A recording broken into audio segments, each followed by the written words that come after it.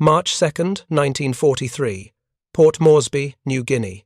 Major Edward Lana stood on the coral runway watching mechanics load 500-pound bombs with delayed fuses into the belly of his B-25 Mitchell, while overhead the tropical sun beat down with relentless intensity.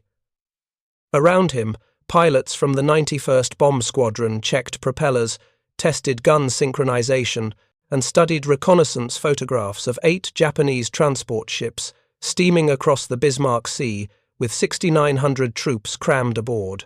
What these men were about to attempt had never been done before in the history of naval warfare.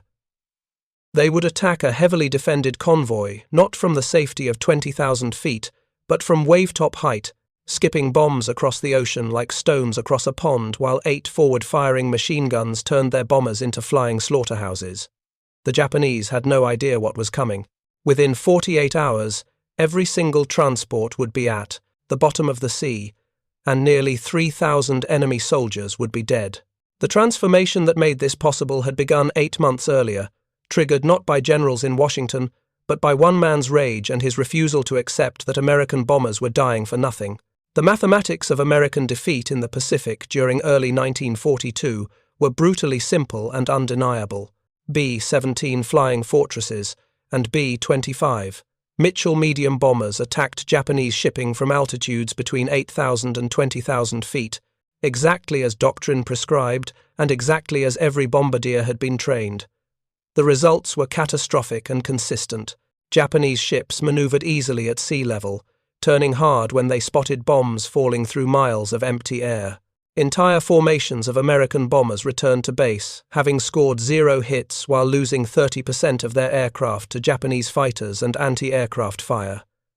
In 6 months of combat, operations, 5th Air Force bomber groups had sunk fewer than a dozen Japanese vessels, while suffering losses that threatened to eliminate American air power in the Southwest Pacific entirely. The problem was obvious to anyone actually fighting the war, rather than planning it from offices in Washington. High-altitude bombing simply did not work against moving ships. A bombardier released his ordnance, gravity took over, and for 30 seconds or more the bombs fell while ship captains simply turned their rudders. By the time bombs reached sea level, the target had moved hundreds of yards. Bombs splashed harmlessly into the empty ocean, while ships steamed away undamaged. But recognizing a problem and solving it were entirely different matters, especially in a military establishment that measured innovation in decades rather than days, and viewed any deviation from doctrine with institutional suspicion. If you're enjoying this deep dive into the story, hit the subscribe button and let us know in the comments from where in the world you are watching from today. Paul Irvin Gunn had arrived in Australia on December 24, 1941, with rage burning in his chest and a mission that consumed every waking moment. Just 17 days earlier, his world had been ordered and purposeful. He managed Philippine Airlines in Manila, flying passenger planes across the islands with his wife Polly and their 4 children living comfortably in the capital. Then Pearl Harbor was attacked, and within hours Japanese bombers were destroying American airfields across the Philippines. General Louis Brereton, commander of the Far East Air Force, immediately commissioned Gunn as a captain and ordered him to use his commercial aircraft for military transport. For 2 weeks, Gunn flew critical missions while Japanese forces closed in on Manila with overwhelming force and brutal efficiency. On Christmas Eve, he received orders that would haunt him for 3 years. Fly key. Personnel to Australia immediately. Leave Manila. Leave the Philippines. Leave his family behind in a city about to fall to enemy occupation. Gunn obeyed because he was now a soldier, but he gave Polly all his military pay, plus every dollar he could borrow from fellow officers. He believed he would return within weeks to rescue them from what he thought would be a temporary Japanese advance. Instead, he watched helplessly from Australia as Japanese forces captured Manila in early January 1942. His wife, Clara Louise, whom he called Polly, and their 4 children were marched into Santo Tomas University on January 4th, converted by the Japanese into an internment camp that would hold over 3,000 Allied civilians for the duration of the war. The news shattered Gunn emotionally, but also crystallized his purpose with absolute clarity. If he could not reach his family immediately, he would win the war faster, and winning required solving the problem of killing American airmen daily without producing results. The bombs were not hitting their targets, and men were dying for nothing. Major General George Kenney arrived in Brisbane on July 29, 1942, to assume command of Allied air forces in the Southwest Pacific. The situation he inherited was grim and deteriorating. General Douglas MacArthur's forces were fighting for survival in New Guinea, barely holding Port Moresby while Japanese troops advanced across the Owen Stanley Mountains toward complete control of the island. The 5th Air Force, formally established on September 5, consisted of fewer than 500 operational aircraft scattered across primitive bases in Australia and New Guinea. Maintenance was a nightmare plagued by tropical conditions. Spare parts were non-existent, forcing mechanics to cannibalize wrecked aircraft. Morale was shattered after months of defeats and mounting casualties. But Kenney was different from traditional Army air forces, generals who had risen through bureaucratic channels and rigid peacetime hierarchies. He had served as an attack aviator in World War I, understood aircraft engineering from practical experience rather than theoretical study, and possessed an unusual willingness to discard doctrine when reality demanded it. Within days of arriving, he began firing officers who could not adapt to the desperate circumstances, and searching for men who could improvise solutions with nothing but scrap metal and determination. On August 4th, Kenney visited the 3rd Bombardment Group at Charters Towers Airfield, south of Townsville, in the brutal Queensland heat. Walking through the maintenance area where mechanics worked on damaged aircraft under improvised shelters, he discovered a 42-year-old captain working inside the nose of a Douglas A-20 Havoc light bomber. The man was installing a package of 4 50-caliber machine guns taken from wrecked P-40 Warhawk fighters, mounting them to fire, directly forward in a configuration no bomber had ever carried. Kenney asked what he was doing and why he was modifying a perfectly functional bombardier position. Paul Gunn straightened up, wiped grease from his hands, and explained his theory with the confidence of a man who had spent 20 years flying naval aircraft. High-altitude bombing was not working against Japanese ships because bombardiers could not compensate for target movement during the 30 seconds. Bombs fell through empty air. But if bombers came in low at wavetop height, they could skip bombs across the water into ship hulls like stones across a pond, striking below the waterline where explosions would tear massive holes and sink vessels rapidly. The problem was anti-aircraft fire from ships that could track low-flying aircraft easily and fill the sky with defensive fire. Flying straight toward an enemy warship at minimal altitude gave Japanese gunners perfect targets with nowhere to hide. The solution was forward-firing guns to suppress enemy fire during the approach, saturate the enemy deck with heavy-caliber rounds as you close distance, kill the gun crews before they can kill you, then release your bombs at point-blank range, where missing becomes nearly impossible. Simple, practical, completely contrary to everything the Army Air Forces had taught about bomber operations since the service was created. Kenney examined the installation carefully with an engineer's eye for structural problems and a combat pilot's understanding of what worked in actual warfare. The guns came from wrecks because the 5th Air Force had no spare weapons in the entire Southwest Pacific Theater. The mounting brackets were handmade from scrap metal by mechanics who had never received formal engineering training. The ammunition feed systems were improvised from salvaged parts that were never designed to work together. It was brilliant field engineering born of absolute necessity and refined through trial and error. When Kenney learned that Gunn had been an enlisted naval aviation pilot for 20 years, flying from carriers Langley, Lexington, and Saratoga during the pioneering days of naval aviation in the 1920s and 1930s, he made an immediate decision that would change the Pacific War.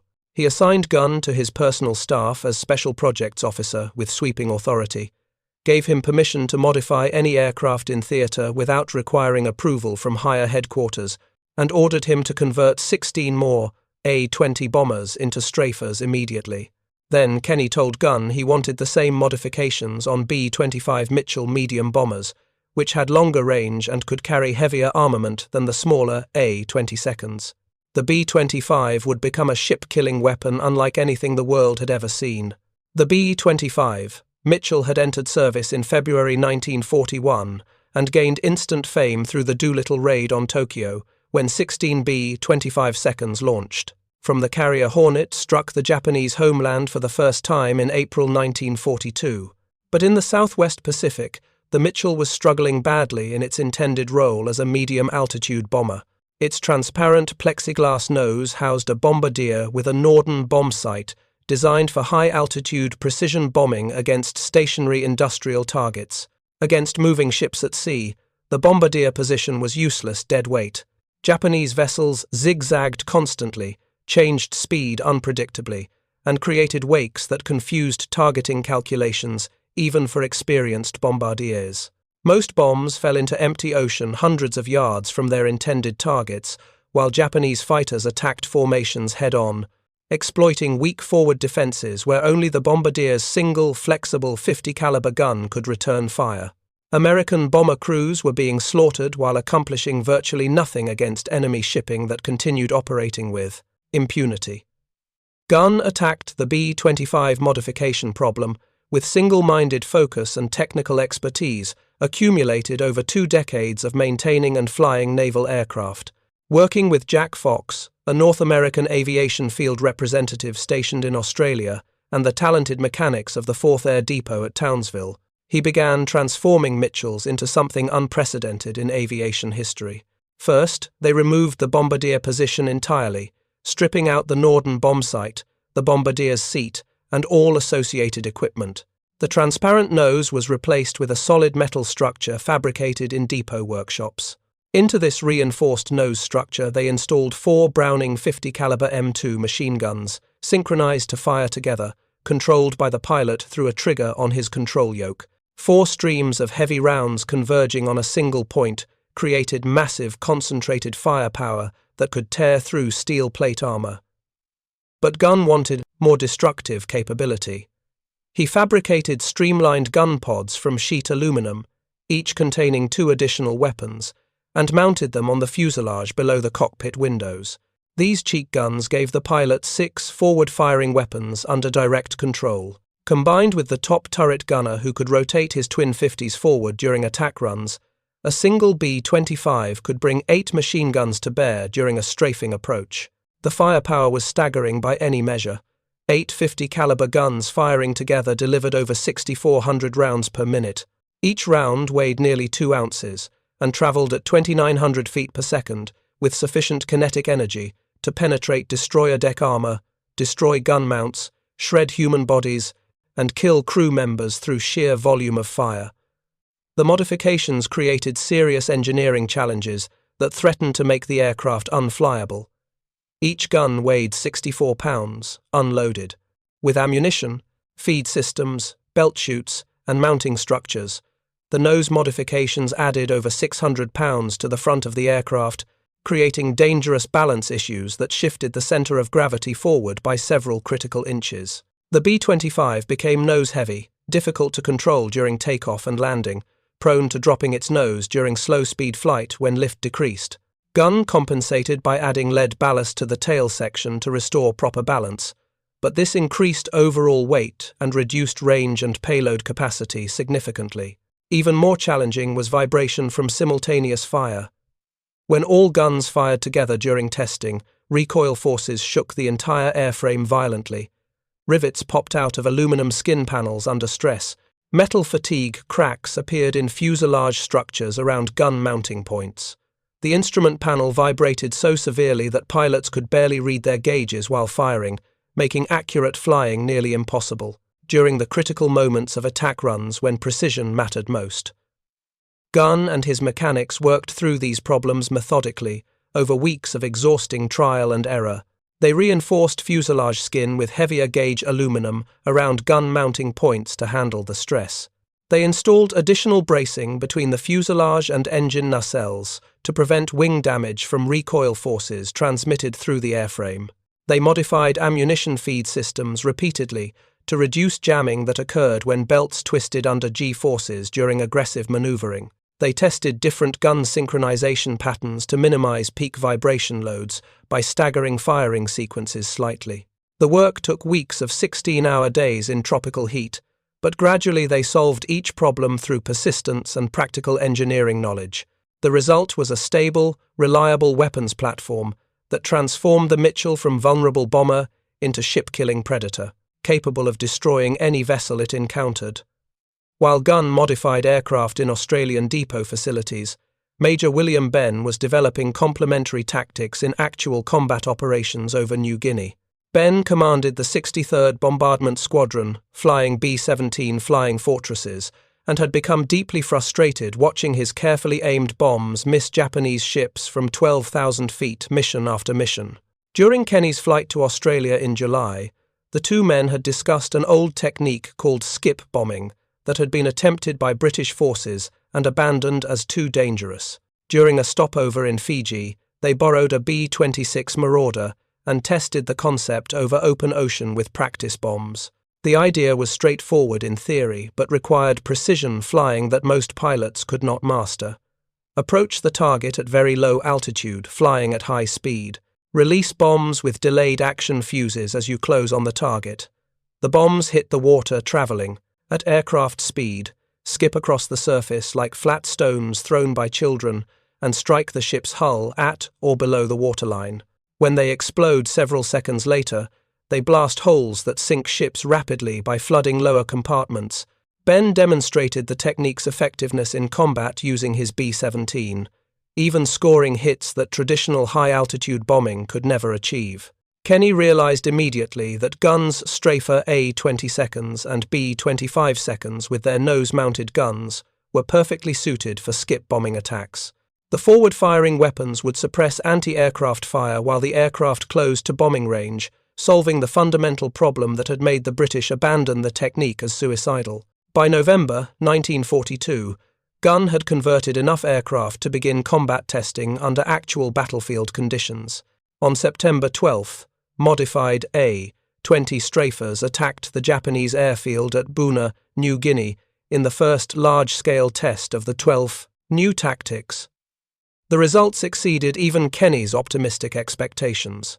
Strafers came in at treetop level with guns blazing, destroying aircraft parked on the ground and tearing apart hangars and fuel depots before defenders could react. Japanese anti-aircraft crews had virtually no time to acquire targets and open fire before the attack wave passed overhead at high speed. Most importantly, Strafer losses were minimal compared to conventional bombing missions. The suppression fire from forward-mounted guns made all the difference between survival and annihilation. Kenny immediately ordered more conversions and intensive pilot training in low-level attack techniques that would prepare aircrews for the most dangerous flying they would ever experience. The training was dangerous and demanding, killing several men in accidents before they ever saw combat. Flying at wavetop height left zero margin for error. A moment of inattention, a slight miscalculation of altitude, meant crashing into the ocean at high speed with no chance of survival. But the alternative was continuing to lose bombers and crews while achieving minimal results from high-altitude operations that accomplished nothing. Pilots trained relentlessly, practicing skip-bombing runs against derelict ships anchored in Australian harbours and making mock attacks on coastal landmarks to develop the muscle memory and judgment required. They learned to coordinate with each other, attacking in pairs where one aircraft strafed while the other bombed in carefully choreographed sequences. They developed hand signals and tactical formations specific to low-level operations where radio communication might fail. They pushed their aircraft to the edge of performance envelopes, discovering exactly how low they could fly, how tight they could turn, how much punishment their planes could absorb before structural failure. By early 1943, 5th Air Force had created something entirely new in military aviation. Not just modified aircraft, but a revolutionary form of aerial warfare that combined elements of attack, aviation, and strategic bombing. The Strafers were commerce destroyers, ship killers, capable of annihilating enemy convoys with tactics no naval force had ever encountered or prepared to defend against. The opportunity to prove the concept on a massive scale came in late February 1943, when Allied intelligence intercepted Japanese radio communications, revealing plans for a major convoy operation. The Japanese were sending reinforcements to Lae, New Guinea, attempting to strengthen their garrison before Allied forces could capture the critical base that controlled access to the Huon Peninsula. The convoy would consist of 8 transport ships, carrying 6,900 troops and supplies, escorted by 8 destroyers and covered by roughly 100 Zero fighters based at Rabaul on New Britain. It was the largest Japanese naval movement in the southwest Pacific since the war began, representing a critical strategic commitment. For General Kenny, it was the perfect target to demonstrate what his modified bombers could accomplish. The convoy would be travelling across the Bismarck Sea, a relatively narrow body of water between New Britain and New Guinea, where Allied aircraft could reach it easily from bases at Port Moresby. Once spotted by reconnaissance planes, the convoy could be tracked continuously and attacked with overwhelming force, using every available aircraft and every new tactic 5th Air Force had developed. Kenny assembled every operational aircraft in 5th Air Force and worked with the Royal Australian Air Force to coordinate a massive strike involving multiple attack waves at different altitudes. The plan called for sophisticated coordination that would overwhelm Japanese defences through sheer complexity. B-17 flying fortresses would bomb from medium altitude first, forcing the convoy to break formation and scatter defensively. Australian Beaufighter attack aircraft would strafe at mast height to suppress anti-aircraft fire and create chaos on enemy decks. Then the modified B-25 strafers and A-20 strafers would come in at wavetop level, skip bombing and strafing simultaneously in coordinated waves. P-38 Lightning fighters would provide top cover against Japanese Zeros attempting to interfere. The convoy departed Rabaul on the evening of March 1, 1943, steaming south toward Lae with confidence that superior numbers and air cover would protect them. Allied reconnaissance aircraft spotted it immediately and maintained continuous surveillance through heavy weather over the next 2 days, reporting position and composition to Kenny's headquarters. On the morning of March 3rd, the weather cleared dramatically, revealing perfect attack conditions. The convoy was roughly 30 miles off the coast of New Guinea, still hours from the relative safety of Lae Harbour, when General Kenny gave the attack order that would trigger one of the most one-sided battles in naval warfare history. At 10 o'clock in the morning, the Battle of the Bismarck Sea began with devastating violence. 13 B-17 flying fortresses attacked first from 8,000 feet, dropping 500-pound bombs that forced the convoy ships to scatter and maneuver evasively across the open water. Few bombs hit their targets from that altitude, but that was not the primary objective of this initial wave. The B-17 seconds were separating the convoy, breaking up defensive formations that concentrated anti-aircraft fire, and making individual ships vulnerable to the low-level attacks that would follow within minutes. Japanese destroyer captains watched the high-altitude bombers with relative confidence, believing they could continue evading bombs dropped from such distances. They had no idea what was actually coming toward them at wavetop height. 12 Royal Australian Air Force Beaufighter attack aircraft went in next, diving to mast height and strafing with 20mm cannons and machine guns in devastating coordinated runs. The Beaufighters targeted gun positions, command bridges, and radar installations with precision fire, creating chaos and mounting casualties on Japanese decks. Officers attempting to coordinate defensive fire were cut down at their stations. Gun crews died before they could properly track the fast-moving attackers. The deck became a killing zone, where survival was a matter of pure chance rather than skill or preparation. Then came the strafers, and the battle transformed into systematic slaughter. Major Edward Larner led the first wave of modified B-25 Mitchells in at minimal altitude above the waves, flying so low that propellers nearly touched the ocean surface during aggressive maneuvers. His squadron had trained for months specifically for this mission, practicing skip bombing until they could judge release points instinctively even under fire.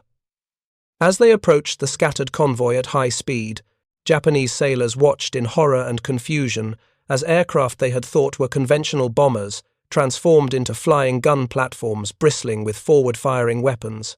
8 heavy machine guns per aircraft opened fire at 1,000 yards range, while ships grew larger in pilot windscreens with terrifying speed. The combined firepower of 12 B-25 seconds delivered over 76,000 rounds per minute toward the Japanese vessels. The effect on ships and their crews was apocalyptic beyond anything naval warfare had previously witnessed. Heavy 50 caliber rounds tore through steel bulkheads like paper, exploded ammunition stores in devastating secondary detonations, ignited fuel tanks that spread burning petroleum across decks, and killed anyone exposed on deck through sheer volume of fire. Gun crews died at their stations before they could traverse their weapons toward the attacking aircraft. Officers on command bridges were cut down where they stood, their bodies torn apart by rounds that penetrated bridge windows.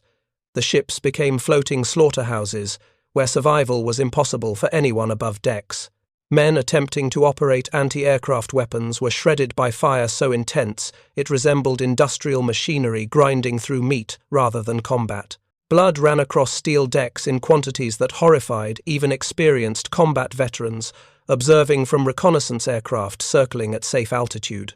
As the strafers closed to within 300 yards, pilots released their bombs with timing perfected through countless practice runs. The 500-pound weapons, equipped with 4 to 5 second delayed action fuses, hit the water traveling at aircraft speed and skipped across the surface exactly as designed. They slammed into ship hulls at the waterline with tremendous kinetic energy, penetrated below the waterline, sank several feet, and then detonated with explosive force magnified by water pressure. The underwater explosions blasted massive holes that flooded lower compartments within seconds. Some ships began sinking immediately, their hulls torn open so severely that watertight compartments could not contain the flooding. Others caught fire as explosions ruptured fuel lines and ignited petroleum products stored throughout the vessels. Crews abandoned the ship as flames consumed superstructures and detonated ammunition magazines in massive secondary explosions that lifted entire sections of deck plating into the air. The attack continued in coordinated waves throughout the day with relentless intensity. More B-25 strafers attacked in pairs using tactics developed specifically for this operation. 20 Havoc strafers joined the assault, their smaller size allowing them to maneuver even more aggressively at low altitude. Additional B-17 seconds bombed from medium altitude, targeting ships that attempted to maneuver away from the killing zone. P-38. Lightning swept away. Japanese Zero fighters attempting to interfere with the bombing runs, achieving air superiority that prevented any effective defense of the convoy. By mid-afternoon on March 3rd, the Bismarck Sea had become a graveyard of burning steel and floating corpses. All 8 Japanese transport ships were destroyed, either sinking beneath the waves or burning out of control with no hope of salvage. 4 of the 8 destroyer escorts were sunk outright by the devastating attacks. The remaining 4 destroyers, heavily damaged and barely operational, limped back toward Rabaul, with approximately 2,700 survivors crammed aboard in conditions of unimaginable suffering. Of the 6,900 Japanese troops the convoy had been transporting to reinforce Leh, fewer than 1,200 made it ashore alive. The rest drowned when their ships went down in the deep waters of the Bismarck Sea, died during the attacks from bombs or strafing fire, or perished in the water during the following days when Allied aircraft and patrol boats continued hunting survivors, according to orders that remain controversial to this day. American and Australian pilots strafed men floating in the water, attacked lifeboats attempting to reach shore, and showed no mercy to an enemy who had shown no mercy at Pearl Harbor or during the Bataan Death March. The ethics of these actions would be debated for decades, but in March 1943, the war was total, and a quarter was neither asked nor given by either side. Allied losses were remarkably light compared to the destruction inflicted. 13 airmen were killed, 12 wounded, and 5 aircraft were lost in combat or accidents during the 2-day battle. The exchange ratio was extraordinary by any measure of military effectiveness. For every American killed, over 200 Japanese died. For every aircraft lost, more than 2 ships were destroyed. The Battle of the Bismarck Sea validated everything. Paul Gunn and George Kenney had been developing over the previous 8 months through innovation born of desperation and refined through combat experience. The modified strafers had proven utterly effective against naval targets in ways that conventional bombing could never match. Skip bombing at minimal altitude achieved hit rates approaching 100% compared to less than 5% for high-altitude bombing against moving ships. The forward-firing machine guns suppressed anti-aircraft fire sufficiently to make low-level attacks survivable rather than suicidal missions. Most importantly, the tactics were systematic and repeatable rather than fortunate accidents. This was not luck or exceptional circumstances. It was a proven method that could be applied to any Japanese shipping in the Pacific theater, fundamentally changing the strategic balance of power in the Southwest Pacific. If you find this story engaging, please take a moment to subscribe and enable notifications. It helps us continue producing in-depth content like this. News of the victory reached Washington within days, transmitted through military channels with photographic evidence that confirmed the massive scale of destruction. General Henry Arnold, commanding general of the Army Air Forces, was initially skeptical of the reported results because they seemed too good to be true after months of disappointing performance. But photographic reconnaissance confirmed the magnitude of the victory beyond any doubt. The Bismarck Sea was littered with sunken and burning ships visible in aerial photographs. Japanese radio intercepts, decoded through American intelligence operations, revealed the shock and devastation the defeat had created in their command structure. Senior Japanese officers discussed the disaster in communications that American codebreakers read with satisfaction. Arnold ordered an immediate investigation into exactly how the 5th Air Force had achieved such unprecedented results against a heavily defended convoy. When investigators learned about the strafer modifications and skip bombing tactics developed through field innovation rather than official channels, Arnold made a decision that would transform American bomber production. He ordered North American Aviation to incorporate similar changes into factory production of new B-25 models, bringing Gunn's field modifications into standardized manufacturing processes. This decision created both opportunities and complications that would affect bomber operations for the remainder of the war. North American Aviation's engineers were impressed by Gunn's field modifications, but wanted to go further with more ambitious weapon installations. They proposed installing a 75mm M4 cannon in the nose, the largest weapon ever mounted on an American bomber, and the same gun used in M4 Sherman tanks. The cannon could theoretically destroy ships with single hits, penetrating armor that machine guns could only damage. In June 1943, North American delivered the first B-25G models, equipped with the massive cannon plus 2 machine guns in the nose for suppression fire. Gunn was promoted to lieutenant colonel and sent back to the United States to oversee factory production and provide technical advice based on his extensive field experience with actual combat modifications. But when the B-25G models reached the Southwest Pacific in late 1943, combat crews quickly discovered serious problems with the 75mm cannon concept that made it impractical for actual operations. The weapon had to be loaded manually between shots by the co-pilot, giving the pilot only 1 or 2 firing opportunities during a single attack run against a ship that lasted less than 60 seconds from initial approach to bomb release.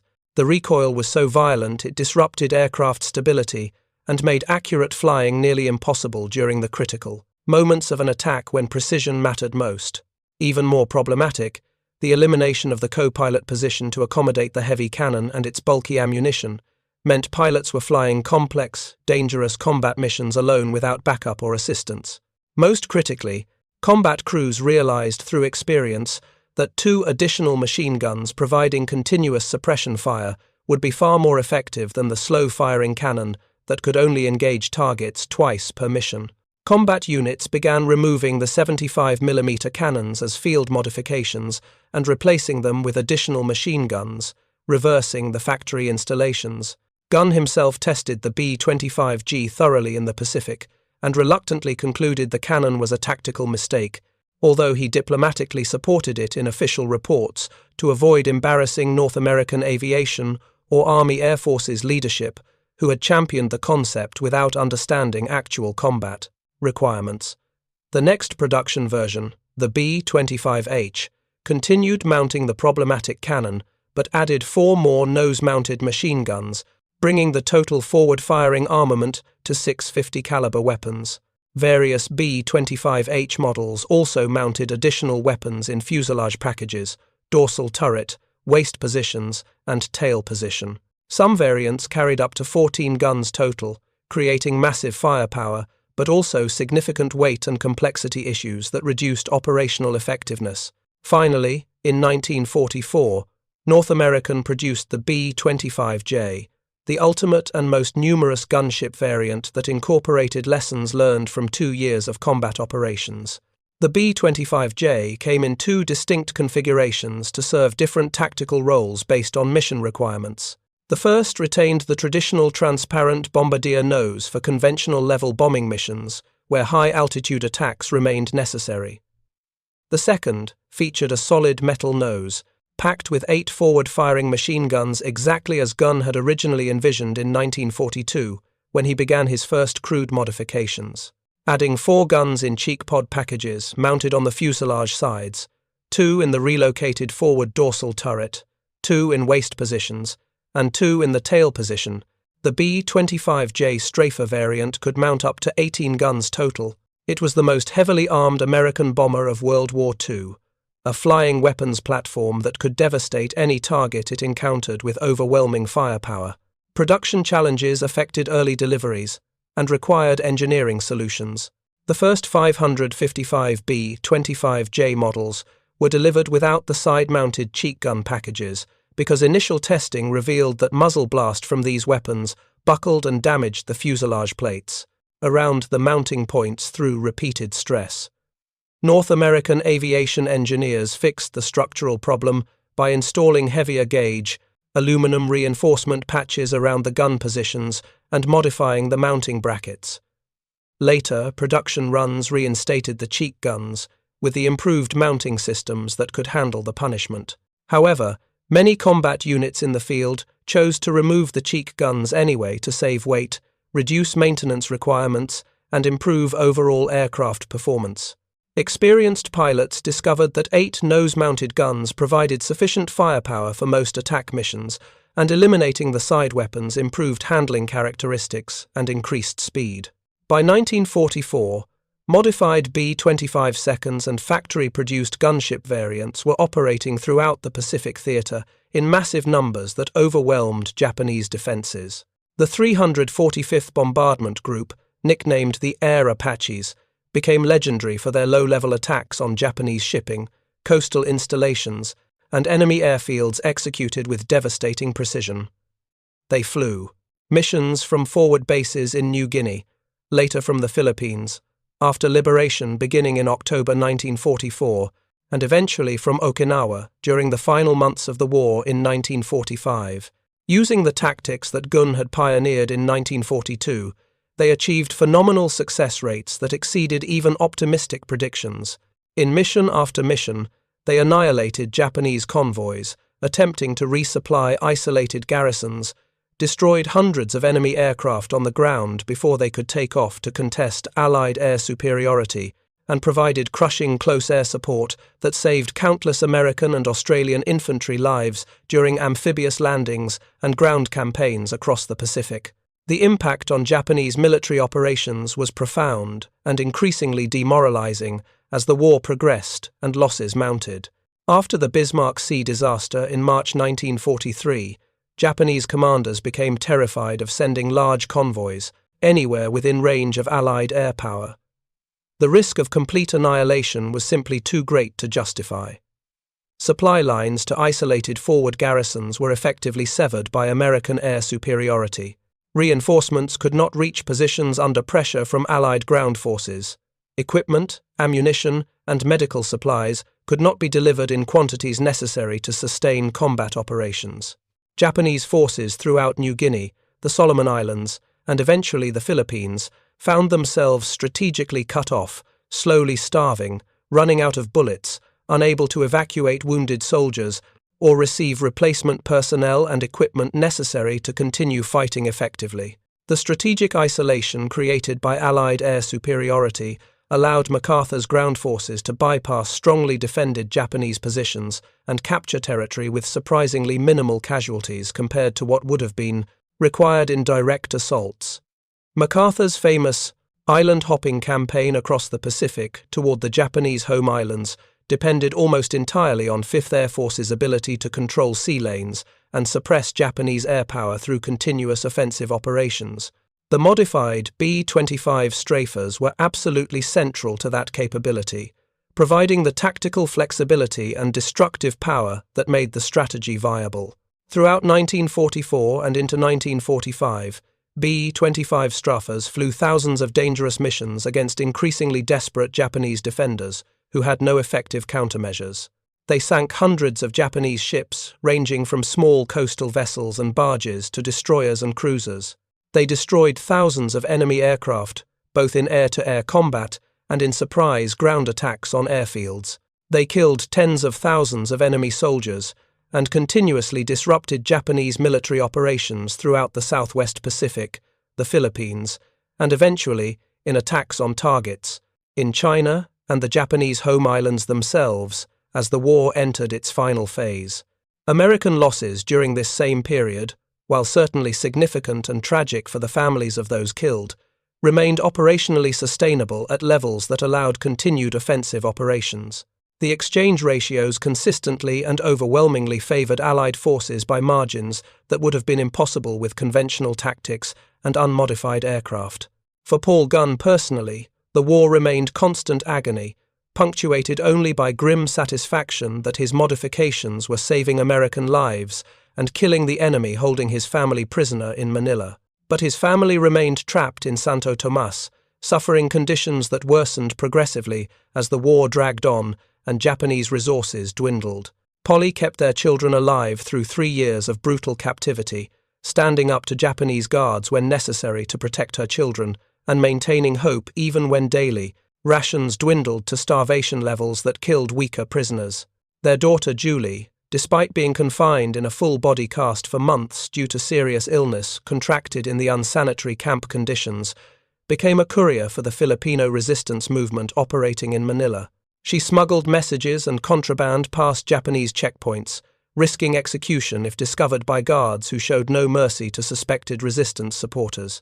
Their sons, Paul Jr. and Nathaniel, scavenged desperately for food in garbage bins and operated a hidden radio receiver they discovered in an attic, providing crucial news updates about the war's progress that sustained prisoner morale during the darkest periods when liberation seemed impossibly distant. Gunn flew combat missions whenever his duties permitted, earning the Distinguished Flying Cross in 1942 for flying an unarmored aircraft deep into hostile airspace to deliver medical supplies to besieged American troops on Bataan before the inevitable surrender. He participated in the Royce mission in April 1942, flying B-25 bombing strikes against Japanese military positions in the Philippines in a desperate and ultimately futile attempt to relieve surrounded American forces before their surrender. He earned additional decorations for repeated acts of heroism and innovation that saved lives and destroyed enemy capabilities. But he cared nothing for medals or recognition or commendations.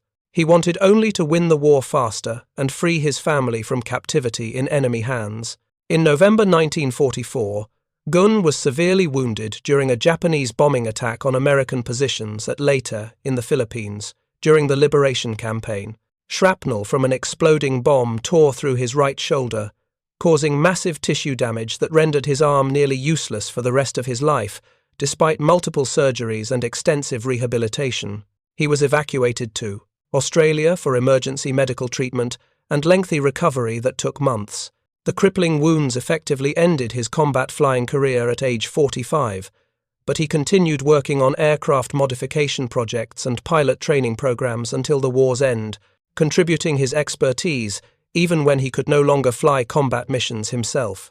On February 3, 1945, American cavalry forces liberated Santo Tomas internment camp during the brutal Battle of Manila that destroyed much of the city. General Douglas MacArthur had personally ordered a flying wedge formation of the 1st Cavalry Division to reach the camp as quickly as possible before Japanese forces could massacre the prisoners in a final act of desperation as their position collapsed.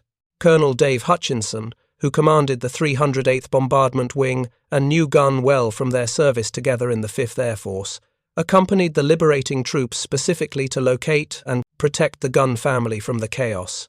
When Polly and the children finally emerged from 3 years of captivity, they were severely emaciated, sick with various diseases including malnutrition and dysentery, and deeply traumatized by their experiences. But they were alive when so many other prisoners had died.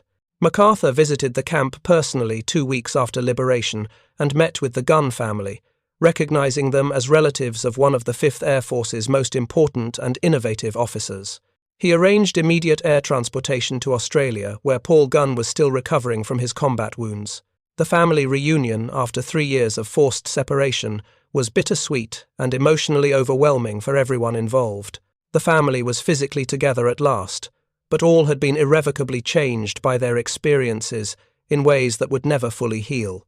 Polly had maintained her inner strength through deep faith and determined willpower, protecting her children, through unimaginable hardship and deprivation. But the years of starvation and constant stress had damaged her health in ways that would never fully heal despite medical treatment. The children had lost their innocence far too early, forced to become adults while enduring conditions no child should ever experience in civilized society. Gunn himself was physically broken by his wounds, unable to ever fully use his right arm again for the flying and mechanical work he loved. But they had survived when so many other families had been destroyed or separated permanently by the war's brutality. Gunn retired from the Army Air Forces on June 30th, 1948 with the rank of full colonel after continued service in the post-war reorganization. His military decorations for service during World War II included the Distinguished Flying Cross with oak leaf cluster, indicating a second award, the Silver Star for gallantry in action, the Legion of Merit for exceptionally meritorious conduct, the Air Medal for aerial achievement, and an extraordinary 9 Purple Hearts, reflecting the multiple times he was wounded during combat operations. After the war ended, Gunn returned to his passion for aviation in civilian life, unable to imagine existence without flying. He rebuilt Philippine Airlines, the commercial airline he had managed before Pearl Harbor changed everything, and flew charter operations across the South Pacific region despite his permanent injuries that limited his physical capabilities. On October 11, 1957, Gunn was piloting a charter flight when his aircraft encountered severe weather over the Pacific during what should have been a routine commercial operation. The plane crashed in the storm, killing Gunn instantly along with all passengers and crew aboard. He was 57 years old, exactly 1 week short of his 58th birthday. He was buried with full military honors at Barrancas National Cemetery at Naval Air Station, Pensacola, Florida, near the base where he had once served as a flight instructor during his 2 decades as an enlisted naval aviation pilot before the war. The B-25 Mitchell remained in active service with various air forces long after World War II ended, and the threat it was designed to counter disappeared. Total production reached 9,816 aircraft, built between 1940 and 1945, at 2 North American aviation factories operating around the clock. The Inglewood, California plant produced 3,929 aircraft, while the larger Fairfax, Kansas facility built 6,880 aircraft. The B-25 was the most produced American medium bomber and the 3rd most produced American bomber overall, trailing only the B-24 Liberator and the B-17 Flying Fortress in total numbers. Of those nearly 10,000 Mitchells built, over 4,300 were B-25J models, and a significant portion were constructed as gunship variants, following the design principles that Paul Gunn had pioneered in crude field modifications back in 1942 when the war seemed lost. The legacy of Paul Gunn's work extended far beyond the specific B-25 modifications he developed in Australian maintenance depots. He demonstrated conclusively that field innovation driven by combat necessity could solve critical tactical problems faster than waiting for solutions to emerge from manufacturers or the bureaucracy in Washington operating according to 2 peacetime procedures.